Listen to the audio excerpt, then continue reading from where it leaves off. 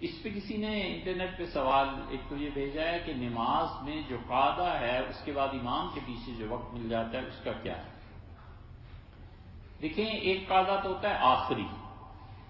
اس آخری قاعدے میں بیٹھنے میں سلام سے پہلے جتنی بھی دعائیں آتی ہیں مانگتے رہنا چاہیے. جتنی بھی دعائیں آتی ہیں حضور صلی اللہ علیہ وسلم بہت دعائیں اس مقام کے لیے سکھاتے تھے. اسی لیے شیخ الاسلام ابن تیمیہ رحمۃ اللہ علیہ کا ان حضرات کا موقف یہ ہے کہ وہ کہتے ہیں نماز کا جو آخری حصہ ہے اس کی دعائیں قبول ہوتی ہیں، تو وہ دعائیں مانگتے رہنا چاہیے.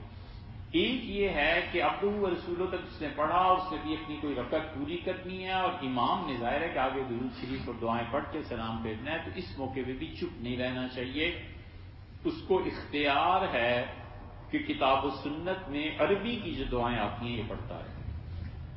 مثلا اس سے کہا عبدہ و رسول، اب 1 منٹ امام چپ بیٹھا، امام نے آگے پڑھ کے سلام پھیرنا ہے، اس سے 1-2 منٹ میں وہ اسی کلمے کو دہراتا ہے، اشہد ان لا الہ الا اللہ وحدہ لا شریک لہ.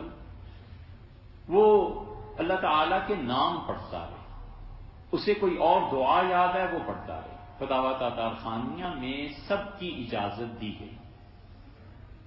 ایک سوال یہ کیا ہے. اچھا، ایک سوال یہ بھی ہے کہ سمع اللہ لمن حمیدہ یہ کہنا چاہیے، مکہ مکرمہ میں جو کہتے ہیں سمع اللہ، مکہ مکرمہ میں جو پڑھتے ہیں وہ نہیں، ربنا لک الحمد یا ربنا ولک الحمد کہنا چاہیے. اس کے جواب پہلے بھی دیا ہے لیکن پھر دے دیتے ہیں کہ دیکھیے رسول اللہ صلی اللہ علیہ وسلم سے 4 طرح کے جملے آئے.